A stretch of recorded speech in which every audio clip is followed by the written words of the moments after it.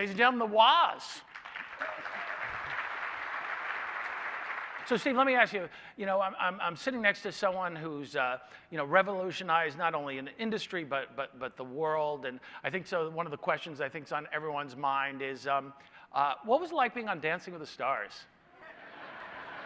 Okay, but a friend talked me into it, and later I found out the friend had never seen the show. He said, Steve, they need somebody like you. 6 hours a day, 7 days a week, practicing. Finally got it down to where even if I fell, I could get up and continue. Well, we actually have a clip of that. No, I wish we did. No, I wish we did. That would have been awesome. There's been two big movies over the last 4 or 5 years.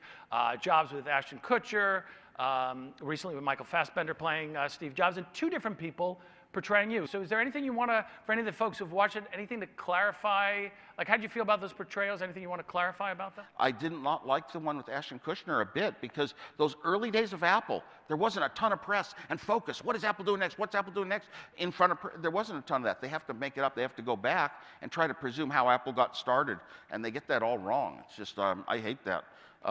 It was like they showed Steve Jobs coming into town, discovering me in a basement with a computer, and you got to come down to the computer club. Wait a minute, Steve Jobs had never attended the club. He was living up in Oregon. He didn't know that I had built my computer. I was showing it off every 2 weeks at the club. I was a hero at the club. I'm the one who took him to the club to show him what was going on. No, they kind of want to over-glorify Steve Jobs from the beginning when he was really just a salesman. Well, I say that, well, he worked. Oh, we know who the engineer is. So let's go back in time. Let's go back to the Apple I, the infamous Apple I and Apple II. I think your motivation for it, if people don't know your story, was a little bit different than what they would think of. What was the motivation, and what were some of the challenges? I wanted a computer for myself. Was the motivation. And you wanted to give it away. You wanted everyone to be able to. Well, in the early days, not exactly, but in those early days, there was no idea that this was going to be valuable business, that it was worth money or anything. I just wanted to show off my engineering talents and help other people, have their own computer affordable, because I wanted mine. So Steve Jobs comes into your life. You spend a lot of time with him. I think some of the folks would want to get a sort of insider's point of view of Steve, the other Steve. What were some of his strengths, and what were some of his weaknesses? He always wanted to think of himself as, how could he be one of those important people in history?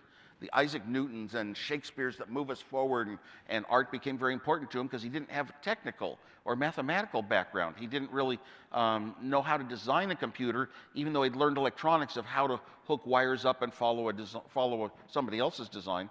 So he wanted to be one of those important people. It's interesting that was his goal, was to be somebody, to be someone who changed something. Mm-hmm. We heard a little bit about some of his strengths there. What would you say some of your strengths, and what are some of your weaknesses? Everybody else was trying to start this little industry, and they were starting with the standard computer model of the past, and it wasn't a keyboard and a video display. And good Lord, I said, I built that computer 5 years before when I met Steve Jobs.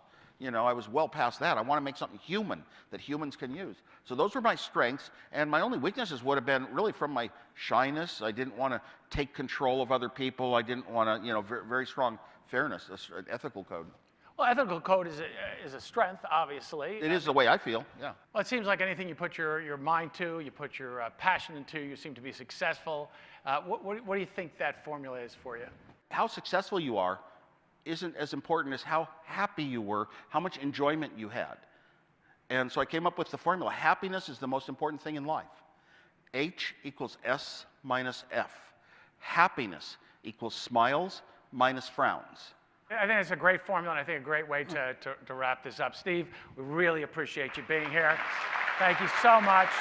Ladies and gentlemen, Steve Wozniak.